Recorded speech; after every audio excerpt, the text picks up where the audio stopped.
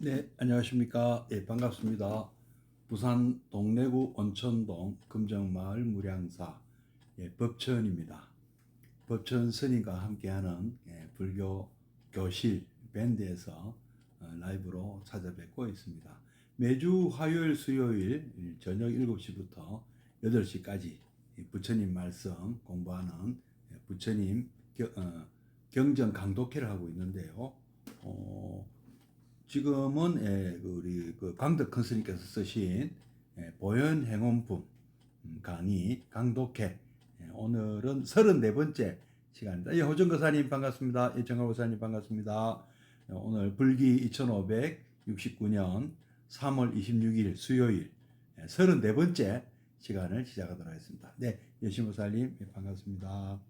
네, 그러면 3기 의례부터 하도록 하겠습니다.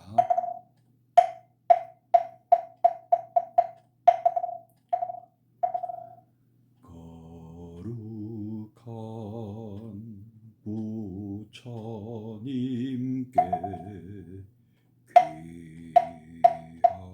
귀합니다. 거룩한 가르침에 귀합니다.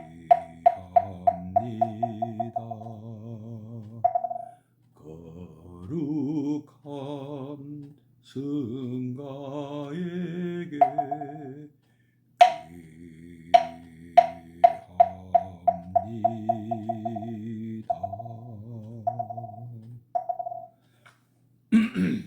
예, 동희 스님, 반갑습니다. 그럼 잠시 입정에 들겠습니다.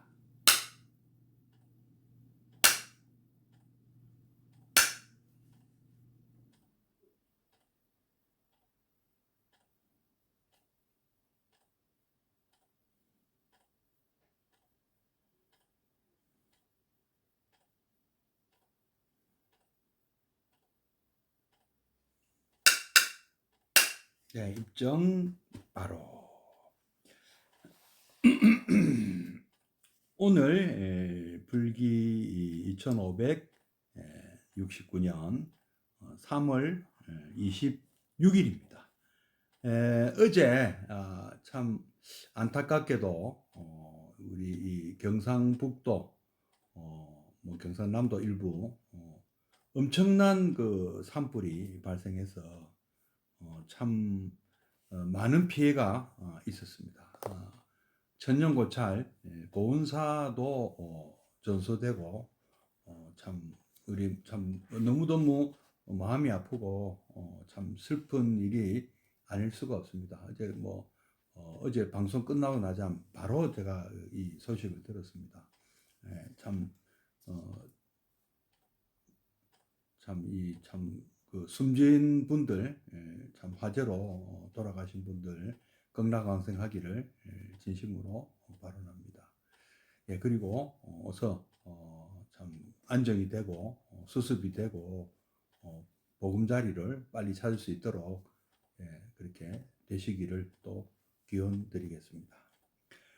오늘 우리 광덕 큰 스님 쓰신 보현행원품 강의 오늘 교재 오늘은 115페이지부터 읽어볼 차례입니다. 교재가 있으신 분은 교재 115페이지를 펴주시고요. 없으시면 뭐 천천히 제가 한번 읽어드리고 또 한번 또 새겨보는 시간을 가질 것입니다. 기다려 들어주시면 되겠습니다. 115페이지 한번 읽어보겠습니다. 설법의 현대적 의의. 설법이 없는 사회를 생각해 보자. 마치 태양을 잃어버린 암흑처럼 생명의 진리의 빛을 만나지 못하는 암흑 세계가 나타난다. 인간이 어떻게 살아야 하고 사는 것이 무엇이며 역사와 사회의 의미가 무엇인가를 밝혀주는 빛이 없는 것이다. 여기에서 생명의 암흑 시대가 싹트게 되고 도덕의 암흑시대가 시작되고 역사의 암흑시대가 진행되며 사상의 암흑시대가 열려오고 생명의 방황시대가 이루어지는 것이다. 오늘의 시대를 인간 정신의 방황시대라 하며 사상의 무정부 시대라 하며 혼돈의 시대라고 하는 것은 실로 참된 설법의 부재를 의미하는 것이 아니겠는가. 마땅히 법문은 열려야 하며 법의 수레바퀴는 쉴 사이 없이 영원히 굴려야 한다. 설법만이 인간과 역사의 세계를 구제해 주는 것이다. 혹자는 물질과 경제와 과학기술이 인간과 시대를 결정한다고 할 것이다. 그렇다. 물질과 과학기술이 인간을 이끌어 갈 때 바로 인간이 물질이 되고 과학기술의 도구가 되며 경제발전의 구성물이 되는 것이다. 인간은 물질이 되고 가정과 사회는 이익과 물질의 집합장이 되며 국가는 이욕 충족의 도구밖에 아무것도 아닌 것이 된다. 오늘날 세계적인 혼란은 바로 참된 설법이 없는 데서 유의한다는 사실을 우리는 여기서 다시 한번 보는 것이다. 자, 일단 여기까지 읽어보겠습니다. 또 함께 새겨보겠습니다. 설법의 현대적 의. 우리가 부처님께 참 설법을 청하는 것이 이번 청법분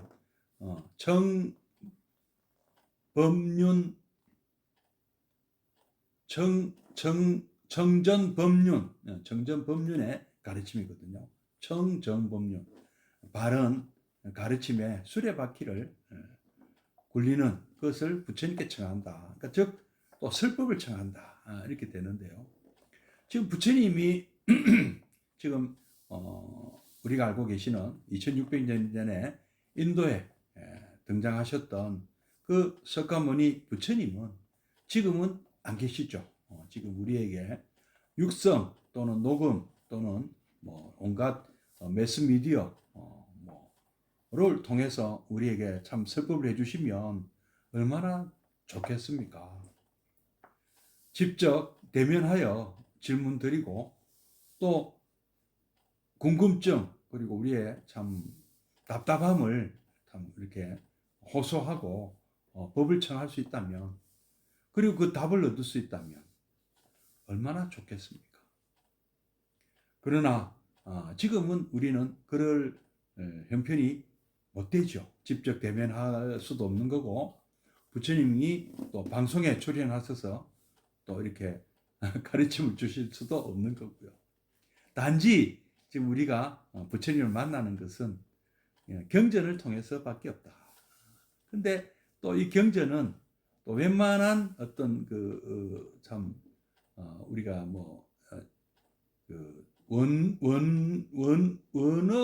원어라고 이제 부처님께서 하셨던 직접 하셨던 그 언어는 아니죠. 지금 뭐 니카야가 빨리어로 적혀져 있지만 빨리어가 부처님께서 구사하셨던 그 언어는 아닌 걸로 학자들은 보고 있습니다. 물론 뭐 남반불교 스님들은 부처님께서 사용하셨던 언어라고 하지만 언어학자나 문헌학자들에 의하면 아니다.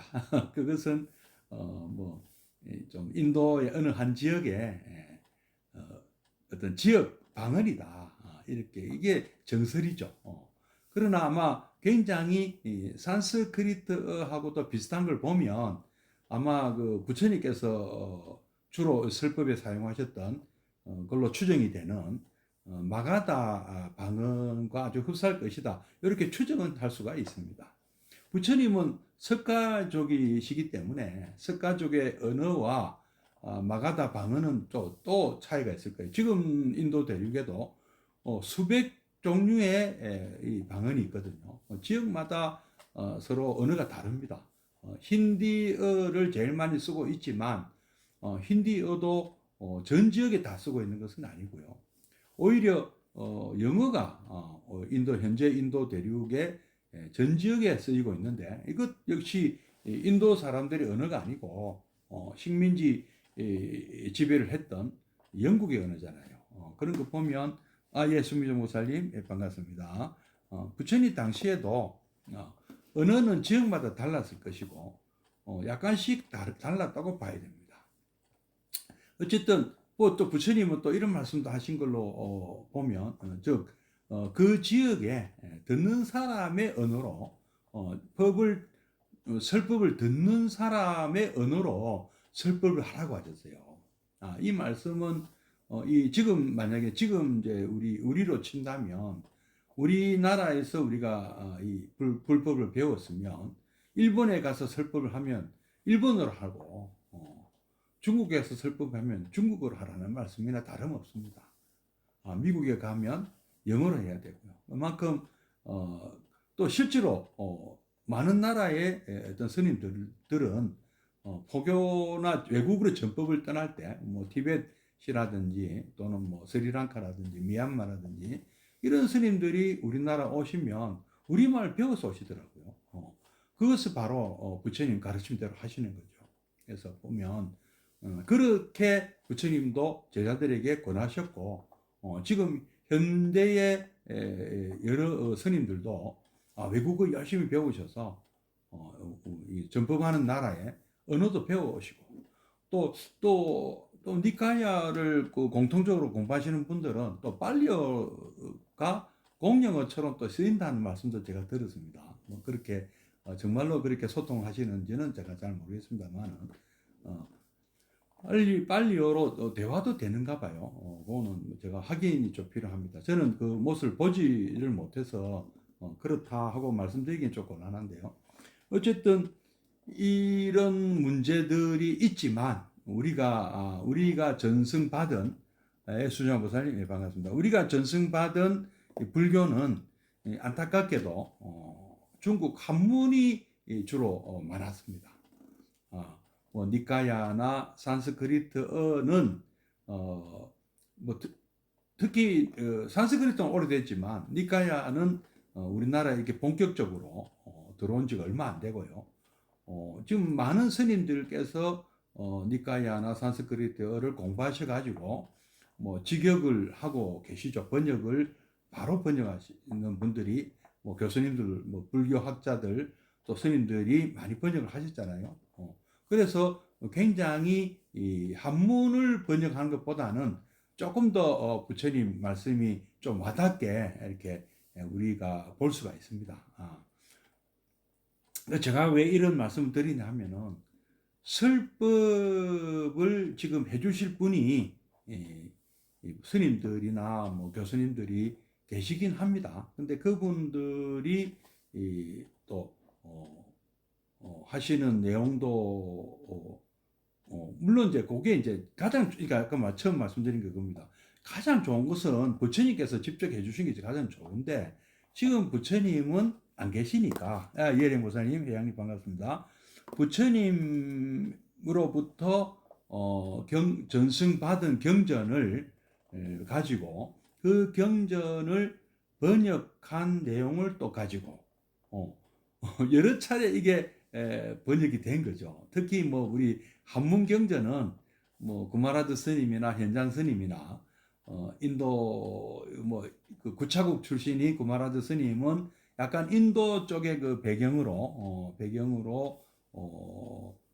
인도 산스크리트를 잘 아셔가지고 중국으로 와서 중국 한문을 배워서 중국어로 그러니까 한문으로 번역하신 것. 지금 우리가 읽고 있는 건강경이라든지 뭐 법화경이라든지 이런 경전들은 그 구마라드 스님이 번역하신 거거든요. 근데 역시 이 원문하고는 조금 거리가 있다고 많은 분들이 얘기하시더라고요. 그러나 뭐 우리가 그걸로 공부했기 때문에 뭐 조금 부족하더라도 뭐 충분히 부처님 말씀을 배울 수는 있지만 또 이게 우리 해석 그 직접 그 한문을 우리가 읽을 능력도 안 되지만 되는 분도 계시겠지만은 대부분의 우리 신도들은 우리말로 번역된 것을 보시는데 번역된 것을 또 번역하고 또 번역해서 참 그 무슨 뜻인지 뭐 우리말로 됐다고 해서 우리가 이해가 얼른 되시던가요? 잘 안 되시잖아요. 그래서 또 이 공부 많이 하신 뭐 스님들이 큰 스님들 또는 교수님들 우리가 또 설명을 지금 오늘 우리와 마치 광덕 큰 스님께서 이 보현행원품 화엄경 보현행원품 강독하신 그 강의하신 걸 우리가 지금 읽고 배우고 있습니다만은 뭐 이런 문제점이 있습니다. 그래서 지금 이 시대에 우리는 경전을 통해서 부처님 말씀을 듣는 것이 바로 이 경전을 찾아보는 것 이것도 설법을 구하는 게 아닌가 정전법륜이 아닌가 이런 생각이 든다는 것이죠. 또 뭐 많이 깨닫고 공부 많이 하신 분의 어떤 어떤 훌륭하신 그런 설법이나 강의를 듣는 것도 뭐 일단 좋습니다. 뭐 찾고자만 한다면 지금 이 뭐 유튜브를 통한 동영상이 굉장히 많이 보급이 되어 있기 때문에 여러분들이 이런 방법도 있다 하는 것을 말씀드리고자 합니다. 그래서 이 설법이 좀 더 많았으면 좋겠습니다. 저도 많이들 찾아서 공부하셔야 된다. 어떤 설법 자리가 있으면 좀 찾아가시고 또 이런 동영상이나 옛날에는 뭐 강의 테이프도 막 이렇게 많이 유통이 되고 했습니다만은 근데 이제 지금 이제 오늘 지금 강덕 선생님께서 시작하신 첫 마디가 설법이 없는 사회를 한번 생각해 보자고 시작하시네요. 과연 이런 부처님 법이 만약에 지금 없다면 어떤 현상이 있겠는가? 아주 극히 일부 스님들만 뭐 자기들끼리 알고 있고 우리 불자님들은 도무지 이 설법을 듣는 그런 그게 없다면 이렇게 설명하고 계시네요. 마치 태양을 잃어버린 암흑처럼 생명의 진리의 빛을 만나지 못하는 암흑 세계가 나타난다. 부처님 등장하시던 그 세계, 그 이전의 세계와 비슷한 세계겠죠. 어제도 말씀드렸지만 전쟁과 약탈 그리고 노예 지배 권력자들이 참 뭐 소수의 귀족들과 권력자들이 아주 다수의 백성들을 노예로 부리고 하층민으로 부리는 그런 아주 약육강식에 그러면서도 전쟁하고 그런 시대가 지금 짐승들과 다름없는 그런 세계가 온다. 인간이 어떻게 살아야 하고 또 사는 것이 무엇이며 역사와 사회의 의미가 무엇인가를 밝혀주는 빛이 없는 것이다. 2600년 전의 사회에 이렇게 등장하신 분들이 있죠. 인간은 어떻게 살아야 하는 것이고 사는 것이 무엇이고 역사와 사회의 의미는 무엇이다. 어제도 말씀드렸습니다. 뭐 공자님이라든지 뭐 소크라테스라든지 그리고 그보다 훨씬 참 높은 수준의 우리 부처님의 가르침이 등장했던 것이 아닙니까? 그래서 부처님은 광명이죠. 우리에게 빛이 되어 주신 거죠. 여기에서 또 생명의 암흑시대가 온다. 이 종교, 특히 불교, 이런 우리 인류 사회에 이런 아주 선한 영향력을 끼치는 그런 종교가 만약에 없다면,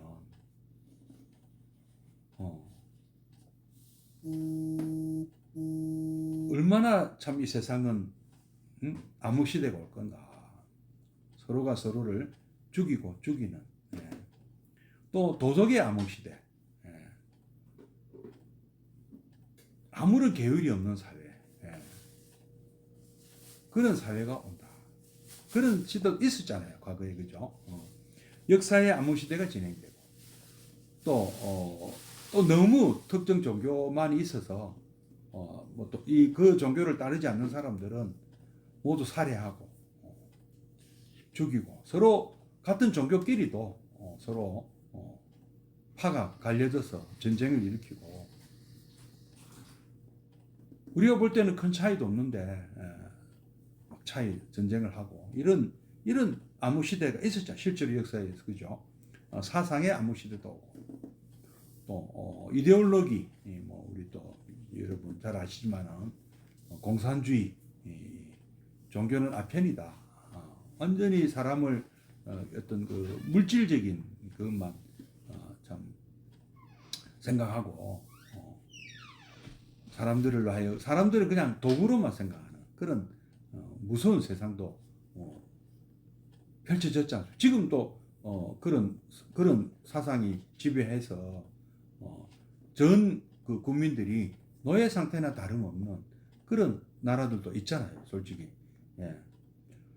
생명의 방학 시대가 오는 것이다. 바른 가르침이 없다면 그렇게 무서운 것이다. 오늘의 시대를 인간 정신의 방학 시대라고 하며 또 뭐 그런 나라는 또 그렇다 치더라도 또 이렇게 소위 말하는 잘 산다는 선진 그 뭐 사회도 선진국들도 지금 미국이나 뭐 유럽이나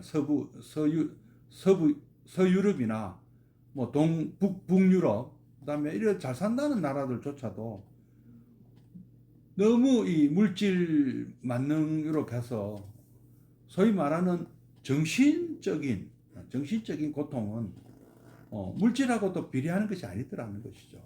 오히려 자살률이 더 높고 정신적 방황은 더 많다. 우울증 뭐 그뿐이 아니고 우울증도 막 오고 또 뭡니까 공허함도 굉장히 심하다. 좌절감이 더 크다. 상실감도 더 크다. 가진 사람들이 없어지면 상실감도 크고 지금 또 잘 살다가 못 살면 더 견디기 힘들죠. 처음부터 못 산 것보다 못하는 그런 모습도 보이잖아요. 그리고 이 사상의 무정부 시대다. 혼돈의 시대다. 도덕이 땅에 떨어졌다. 뭐 이런 개탄을 하는 일이 많이 발생하죠. 이것은 뭐 때문에 그런 일이 오느냐. 바로 설법의 부재다.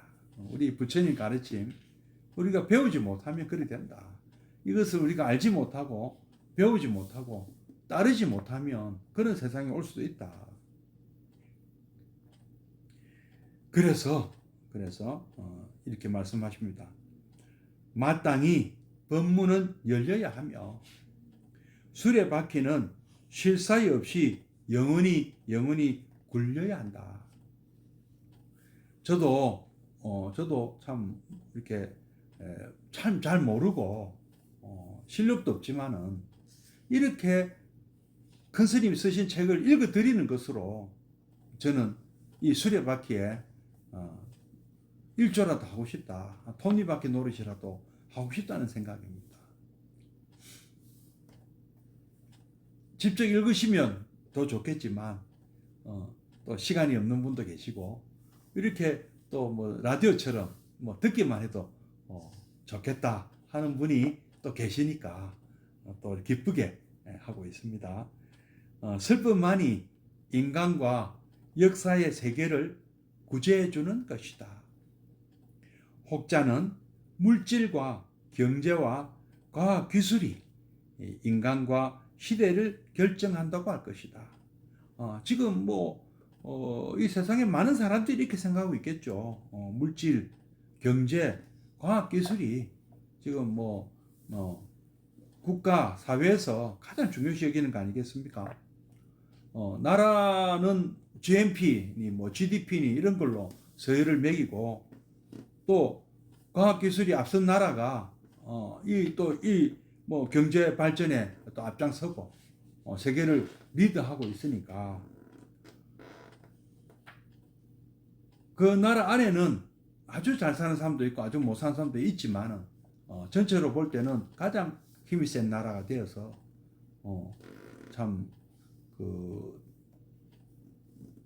모르겠습니다. 지금 그런 나라도 있잖아요. 미국 같은 나라. 물질이나 과학기술이나 경제력이나 세계 최강이잖아요. 근데 과연 그 나라 구성원들은 모두가 행복할까요? 하는 질문에서는 또 과연 그 사람들은 과연 행복하게 잘 살고 있는 것인지 하고 또 부러워하는 사람들도 많죠. 못 사는 날들도 많으니까 힘도 약하고 참 그 앞에 가서 뭐 큰 소리도 못 치는 그런 어떤 그 정상들 보면 참 그 힘 있는 나라에 힘 있는 대통령이 지금 하는 거 보면 그 또 나라가 또 이런 게 또 강해야 또 백성들도 편한지도 모르겠습니다만은 그러나 이런 물질이나 과학 기술이 참 이 인간과 시대를 결정하고 인간을 이끌어 간다면 그냥 인간은 그냥 그 도구죠. 생산 도구, 산업 도구가 되죠. 미국이 이제 제조업이 자꾸 그 경쟁력을 잃으니까 우리나라 뭐 현대자동차 같은 회사를 제조업을 투자해라. 그리고 공장을 미국에 지어서 미국의 노동자들을 많이 고용을 해라. 근데 과연 참 그때 그 참 그 한 사람 한 사람은 그 참 그야말로 어떤 이 공장의 어떤 인부자 인력 가장 기초적인 인력 아닙니까? 그냥 부속이 아닌가 하는 생각도 들어요. 과학기술의 도구가 되고 인간이 물질이 되고 경제발전의 부속물이 된다. 그런 사람들이 많다 보니까 이제 일자리가 없어서 참 미국에도 보면 뭐 일자리가 없어서 그 유명한 공장 지대들 뭐 철강 회사가 많았던 회사들 뭐 이런 디트로이트라든지 뭐 펜실베니아 시카고 뭐 이런 중부 벨트 러스트 벨트를 하나요? 그 굉장히 옛날에는 그 참 공장지대고 산업지대였는데 이 제조업의 경쟁력을 상실하다 보니까 지금은 참 이 거기 중류층 백인들이 실직자가 많고 굉장히 참 못 살게 되었다. 그래서 다른 나라에 뺏겼던 그 제조업 경쟁력을 가져오기 위해서 또 되찾기 위해서 새로운 또 어떤 무역 시스템을 또 도입하려고 한다. 경제 체제를 도입하려고 한다. 그래서 지금 전 세계가 지금 굉장히 긴장하고 난리가 나고 관세를 이용해서 직접 미국 안에서 만들어라 뭐 이런 거잖아요. 그래서 지금 아주 그 시끄럽고 우리도 지금 우리나라도 국제 무역으로 먹고 사는 나라나 다름없는데 왜 그렇게 해서 우리나라는 이 참 석유도 한 방울 안 나기 때문에 외화를 벌어와야 되는데 수출을 안 하면 안 되거든요. 수입을 많이 해야 되기 때문에 그래서 우리는 그동안에 참 정말 그 모든 국민들이 힘을 합쳐서 경제 발전을 이루고 이 제조업 경쟁력을 키워왔는데 지금 상당히 지금 이제 고비를 맞고 있는 것이죠. 앞으로 과연 이 제조업 경쟁력을 뺏기게 될 것인가 아니면 새로운 어떤 돌파구를 열 것인가. 옛날에도 이런 일이 많이 있었습니다. 그죠? 그때는 뭐 도쿄 라운드, 우루과이 라운드, 도쿄 라운드 많이 들어보셨을 거예요. 한미 FTA 협정이라든지 이런 거 하면 우리나라 큰일 난 줄 알고 당장 망한다고 난리 났었습니다. 그때도. 그러나 그때마다 거꾸로 그 체제에서 뭐 GATT 가트, 뭐 그랬던 우주 협정, 뭐 이런 각종 우루과이 라운드, 도쿄 라운드, 한미 FTA 모두가 우리가 잘 극복하고 지금 선진국이 되는 오히려 발판으로 삼았거든요. 그래서 지금 이 바뀌는 이 시국에도 아마 우리나라 사람들은 잘 적응할 것 같아요.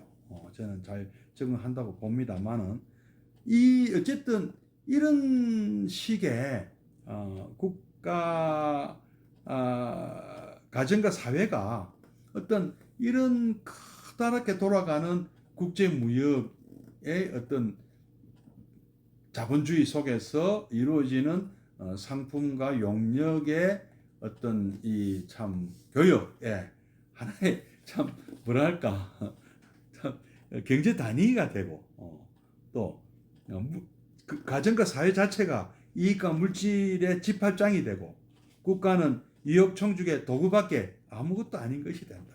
이런 식의 우리가 삶을 살고 있다는 것이 그 지금 극한 대립 서로가 그러니까 극한 대립으로 치닫고 있는데 과연 이런 세상이 과연 바람직한 세상인가? 뒤처졌다 하면 또 뭐 못 살게 당장 못 살게 되니까 참 문제는 문제거든요. 그래서 그렇더라도 우리는 지금 광덕 스님 말씀은 이런 오늘날의 세계적인 혼란 이게 지금 80년대 쓰신 책인데요. 지금 2020년대에도 딱 맞는 말씀 아니겠습니까? 이런 혼란은 바로 참된 설법이 없는 데서 유인한다. 우리나라 지도층이 참 좀 아쉬움. 우리가 정말 너무 우리가 참 이 만시지탄을 하는 거죠. 왜 우리는 정책 결정자나 이런 쪽에 왜 우리가 이런 불교적 가치관을 참 심어들이지 못했는가? 불교의 어떤 부처님 말씀에 좀 옛날에 실제로 인도가 아주 그 세계적으로 잘 사는 시대가 있었습니다. 그거는 이 부처님이 등장하시고 불교가 융성해지고부터 약 1000년 이상 1500년 정도는 아주 인도가 잘 사는 나라였어요. 불교가 점점 사라지고 난 뒤부터는 이제 좀 약해졌다고 봐야 됩니다. 오히려. 자, 그는 그렇고요. 다음 116페이지 또 한번 읽어보겠습니다. 자, 허공이 법을 설한다. 누가 법을 설하는가? 법은 깨달은 사람이 설한다.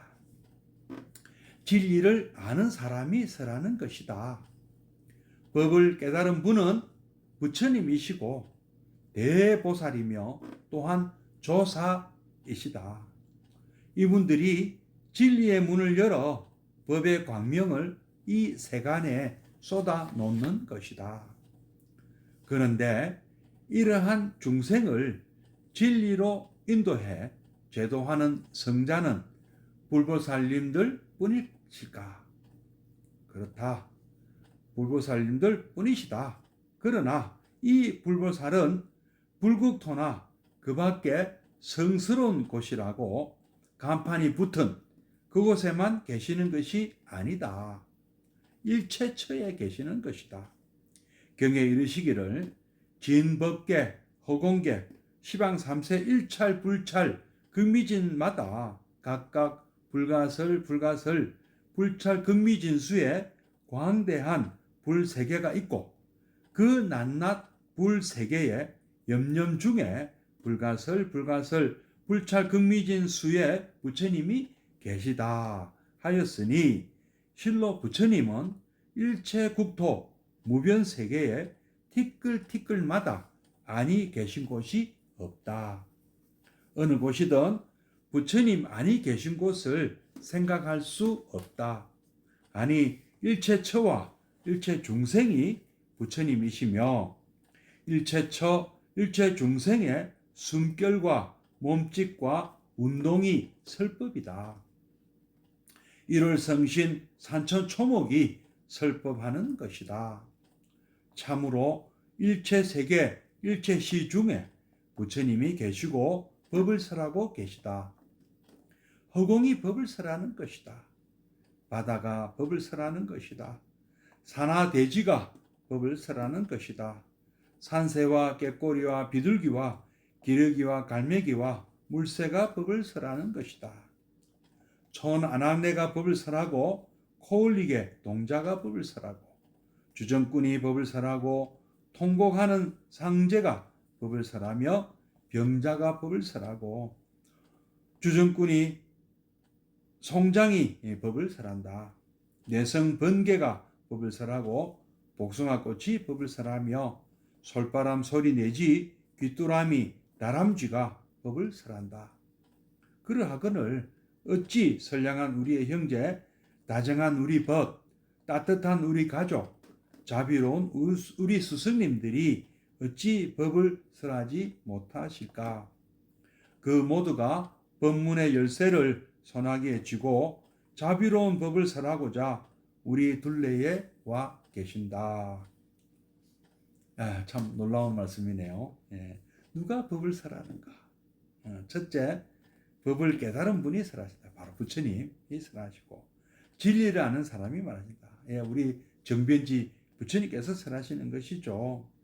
또 법을 깨달은 분은 또 바로 부처님이시고 대보살이며 또한 조사이시다. 깨달음 얻은 분들, 이 우주적 진리를 깨치신 분들, 이분들이 진리의 문을 열어 법의 광명을 우리가 사는 이 세간에 쏟아 놓는 것이다. 너무나 타당한 말씀이죠. 당연한 말씀이고요. 그런데 이러한 중생을 진리로 인도하여 제도하는 성자는 불보살 뿐이실까? 진리는 이분들만 말씀하시는 것일까? 그렇다. 불보살 뿐이시다. 그런데 문제는 이 불보살은 어디 계시나?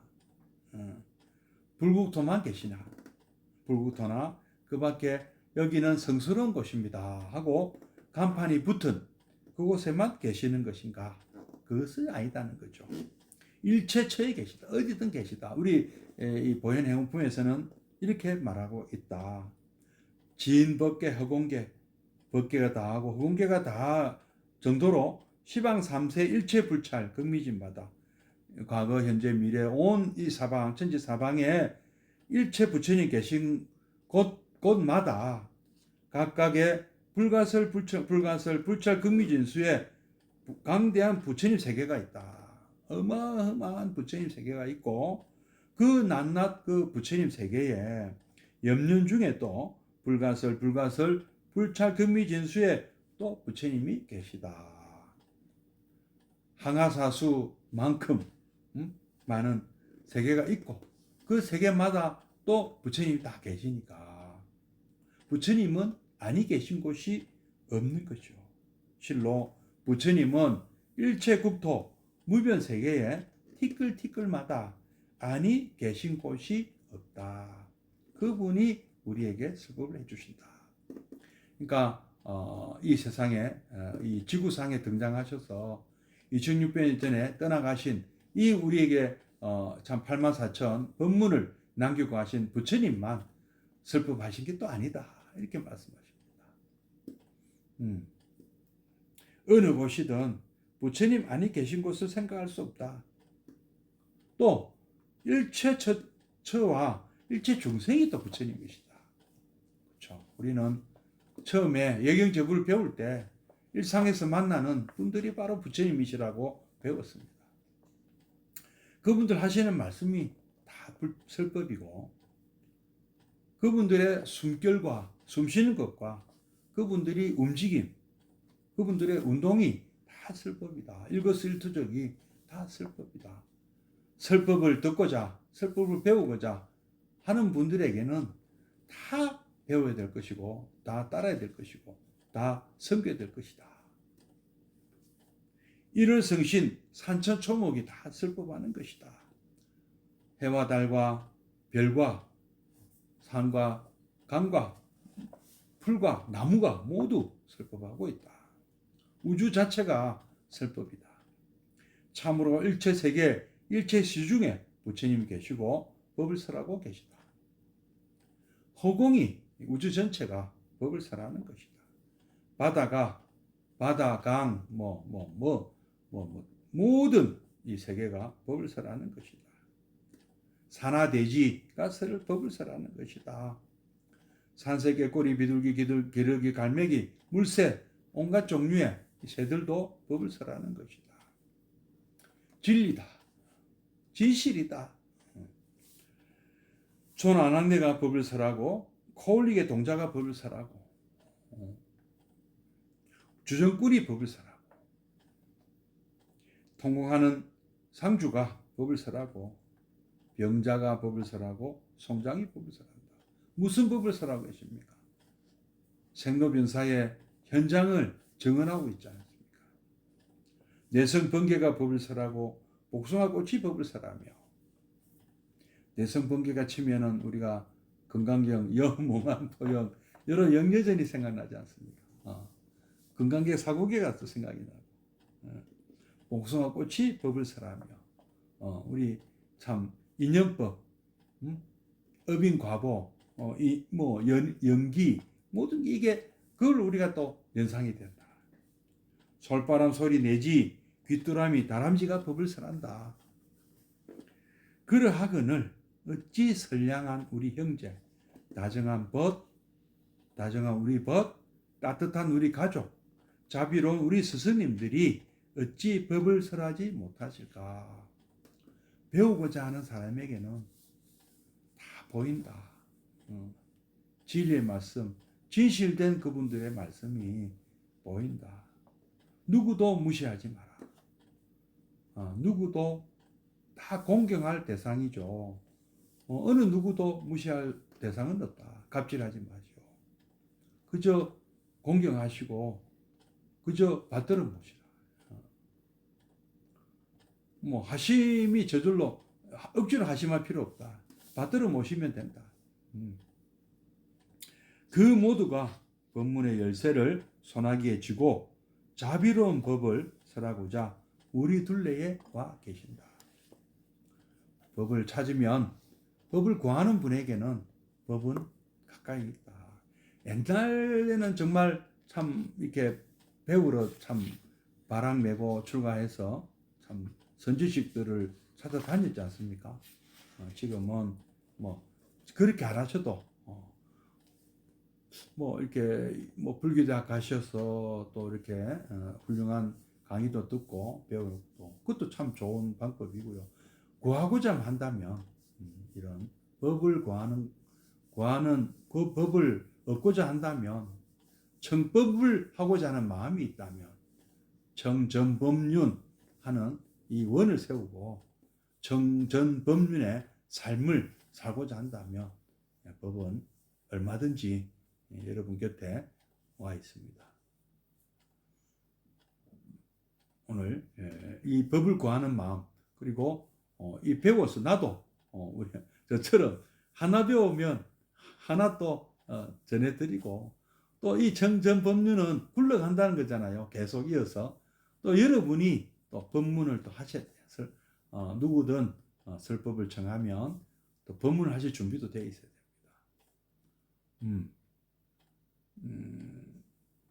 네, 부처님 말씀 외워서 또 외우지 않아도 됩니다. 어디 잘 기록해 놨다가 요즘 얼마나 좋습니까? 카톡 단체 카톡으로 올려도 되고요. 좋은 말씀 있으면 부처님 말씀 또 공유하고 나누고 또 사색해보고 곱씹어보고 그리고 무슨 뜻인지 이해를 하고 또 새기고 또 나누고 또 실천하셔야 돼요. 그대로 따라 하셔야 된다는 거죠. 따라하는 것이 바로 보현행원이에요. 보현행원이 어떻게 실천하면 된다 하는 그 실천법을 얘기해 주는 거잖아요. 우리 부처님 이 설법이 왜 중요하냐? 그리고 부처님 설법은 누구라도 우리가 다 배워야 될 분만 계시다는 것도 잘 알았으면 좋겠습니다. 여러분들은 오늘 좀 여기서 마치도록 빨리 좀 끝냈네요. 자, 다음 주 또 이 시간에 또 이어서 공부하도록 하겠습니다. 잠시 입정해 드리겠습니다.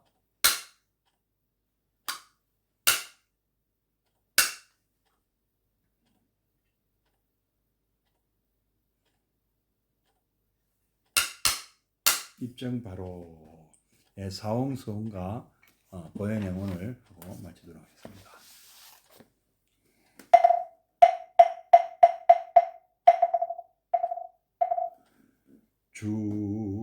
중생을 다 건지오리다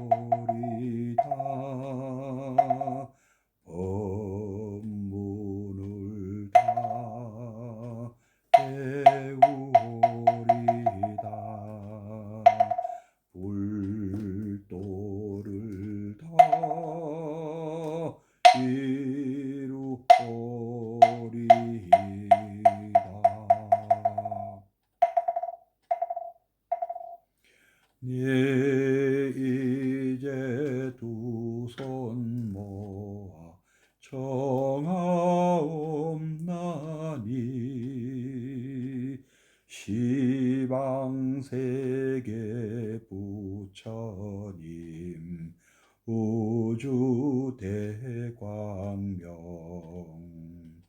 두 눈 어두니 내 맘 굽어 살피사 위 없는 대법문을 널리 여소서 허공계와 중생계가 할지라도 오늘 세운 이 서원은 끝없사오리 내 이제 엎드려서 원하옵나니 영겁토록 열반에 들지 마시고 이 세상의 중생을 굽어 살피사 삼계화 택심한 고난 구원하소서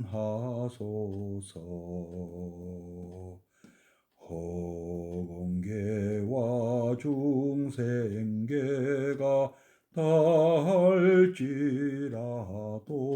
닿을지라도 오늘 세운 이 서원은 끝없사오리.